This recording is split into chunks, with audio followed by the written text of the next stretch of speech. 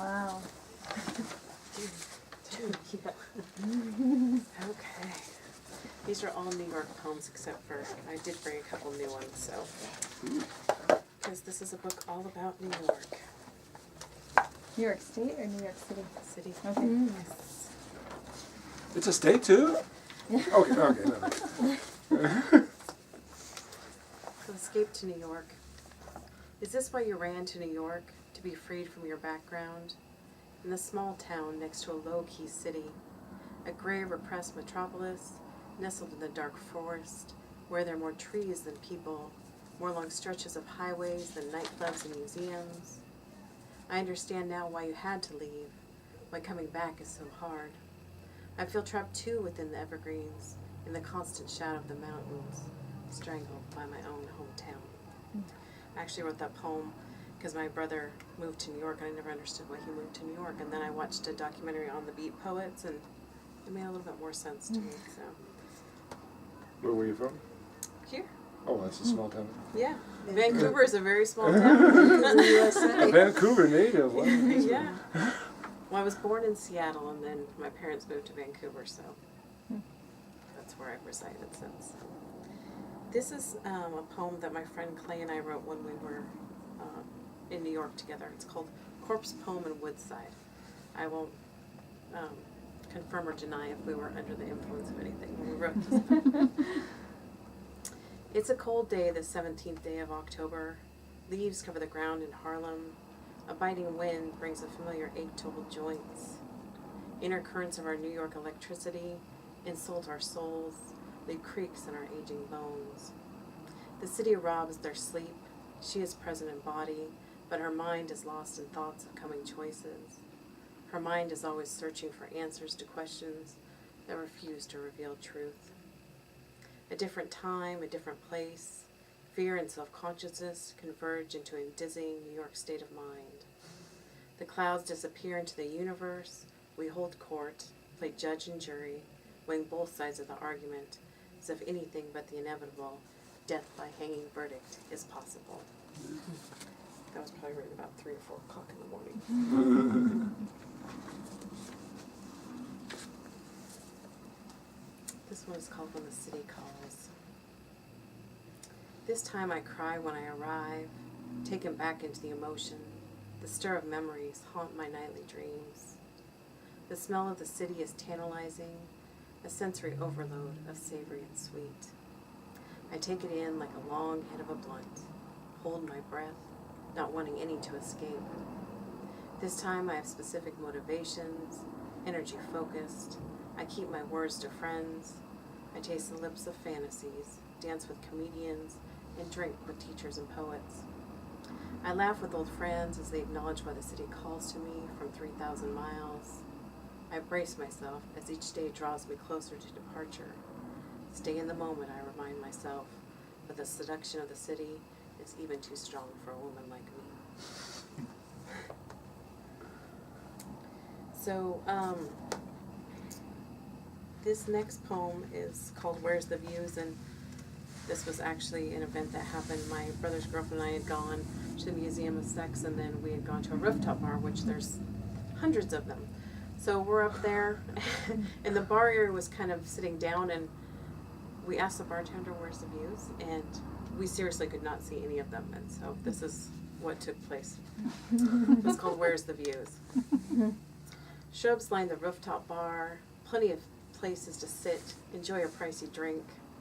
It's chilly as the sun begins to set on the island of Manhattan, and all we see are green shrubs and trees. At 5'4", we dance on tippy toes, trying to see what makes the unseen views so spectacular.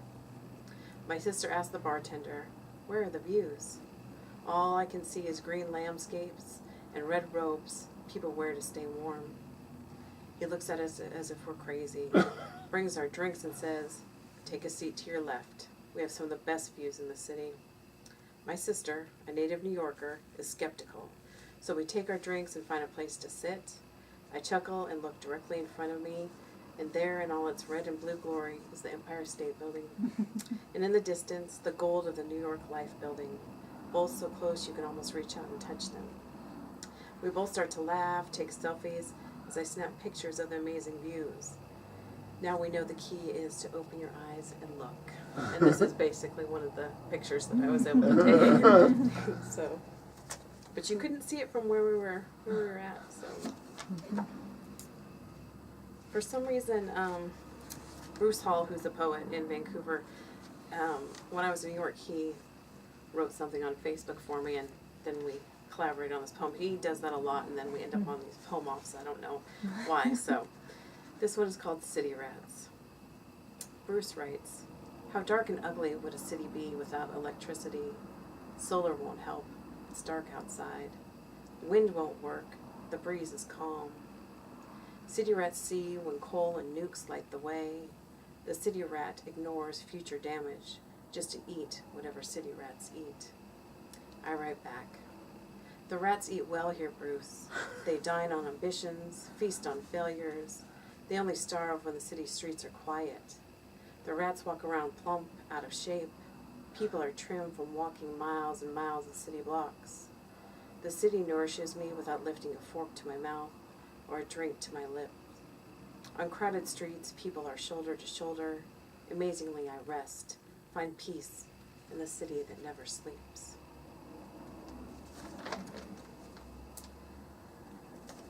And this one is called Imagine Her Running. This is definitely a poem that I wrote about myself. So, I imagine her running the streets, dodging the masses, smiling for no apparent reason. She promised herself that once she started, she wouldn't stop. She'd keep running like she was on fire, to the shore, to art and jazz, towards loving herself and all the possibilities in life. She's going to run past where the Twin Towers lived, directly to the Freedom Tower. She will swim towards the Statue of Liberty, raise her hand, say, "I am yearning to be free." She will run down the platform to the subway, catch the train to work, and feel the rhythm that mirrors her heart. She will run from Northwest complacency towards grit and ambition through Central Park, Queens, the Bronx, Brooklyn, as far as Jersey if she has to. She will run from the burden of others and a life made well for everyone else while she was left to rot in long-rooted obligations. She will run towards love from those who take to enjoy her body, to please her soul. She will not look back, only forward to visits from children and friends. She will run until her knees grow weak and her heart beats a rhythm of contentment. Don't stop to ask her why she's running. If you really want to know, run beside her until she decides it's time to stop, until she finds the thing she's running to and not the thing she's running from. Tony likes that one. We worked on that quite a bit. And I'd written a series of poems called Meet Me Where I Last Left You, and so the title of the book is Meet Me Where I Left You, because left is redundant, right? And so this is a poem I wrote for my friend Clay. So this is his Meet Me Where I Last Left You poem. Meet me at Terminal A where the sign reads, "Welcome to New York," as we embrace and the excitement builds as we step out to hear the hum of the city. Meet me on the Staten Island ferry where we drink whiskey and vodka from strawed cups, where we see city lights and listen as my brother tells how the Lady Liberty holds the torch, welcomes us to her shores. Meet me at Beso where Spanish cookbooks and cloth napkins are now within my sister's home, where my brother sits at the bar and gathers roasted marshmallows as the bartender remains unaware of the shenanigans that just took place. Meet me in our tiniest studio apartment where we write, smoke, drink and laugh, eat Pringles and salty salami with cheese and crackers, on French press mornings that follow nights of hearty drink. Meet me in Harlem for jazz in the basement, for chicken and waffles as the savory and sweet combine to provide an orgasmic explosion in the mouth. Meet me back on our journey to the 9/11 memorial, where we see the beauty that came with great loss. At the Hard Rock Cafe, the pizza place in Little Italy, then back in those last few hours tasting the apple. Meet me on a sandy beach with light blue water, at a Starbucks on the streets of Portland, or back in New York. It doesn't really matter to me, just meet me somewhere.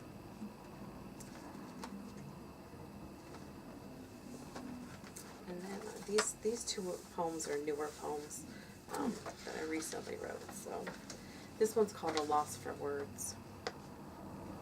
He wanted to know what made her love him, wanted to know how she could just sit and smile as she studied his face. She could never articulate into words why she was falling in love with this man. She knew nothing felt better than sitting next to him. The sound of his voice was music to songs she had written, so familiar in their rhythm, her very own symphony, yet she is not the conductor. Her favorite moments are as they lay in bed, sweet conversations with his arms wrapped tight around her, his lips close to her ear. This intimacy is far greater than the most mind-blowing sex, for it lasts in that moment and the hours they are apart. It's there at 12:47 a.m. calls when he is thousands of miles away. She carries his scent with her when he places her jacket on in the early morning hours, holds her close, her body absorbs him like a sponge, taking in the feel of his fingertips, his lips pressed into her skin.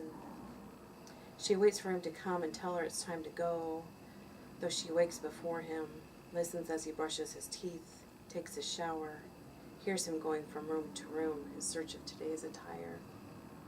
She loves this part of the day, when she still lies naked below mounds of blankets, his warmth still lingering in disheveled sheets. He greets her at the bottom of the stairs. She holds her breath as she knows that he will bring her to his knees with his smile, his voice, his body draped in suits that make her want to go back upstairs. Those moments of laughter or tears or contemplating, she knows why she loves this man, knows her future is firmly rooted in showing him the love he so desperately deserves. She can't articulate what she sees when he asks her. Given time, the words will come. Right now, the only word is love. And this poem was called Goodbye to the Moon, and I wrote it at 6 o'clock in the morning when there was a bridge lift, because we've been having a lot of bridge lifts lately, so I figure I might as well use the time wisely. So it's called Goodbye to the Moon. I see you staring at me behind those clouds. Do you get pleasure in watching me cry? You tell the ocean it's time. Bring her the pains so the rain can fall. We need her tears to help the seeds grow.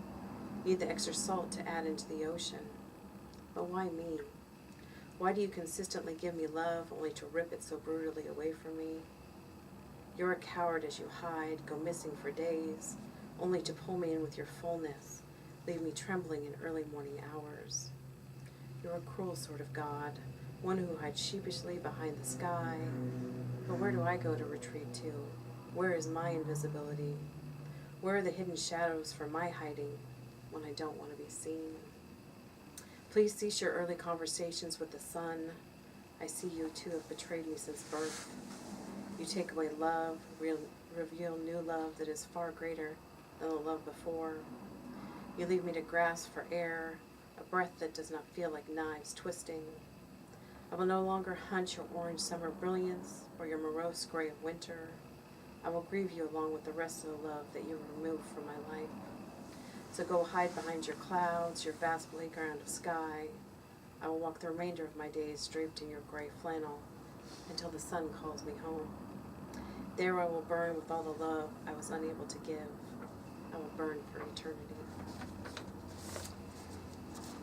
I have one last one. It's the last poem in the book, and it wasn't written for the book. Most of the poems in the book were written between 2009 and 2015. And I was working on another project, and this became another New York poem, and we changed the title because that wasn't a good title for the poem, right? I don't know. That's good.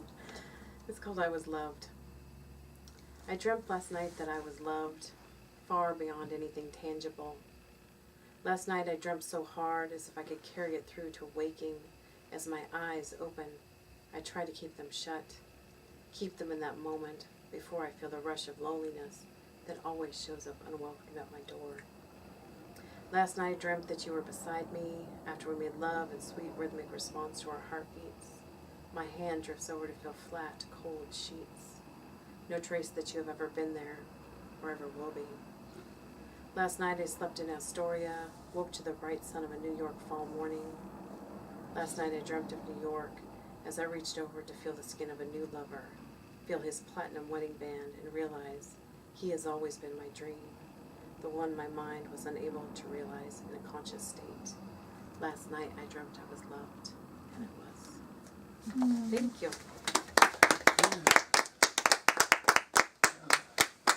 Thanks to Tiffany and Brittney and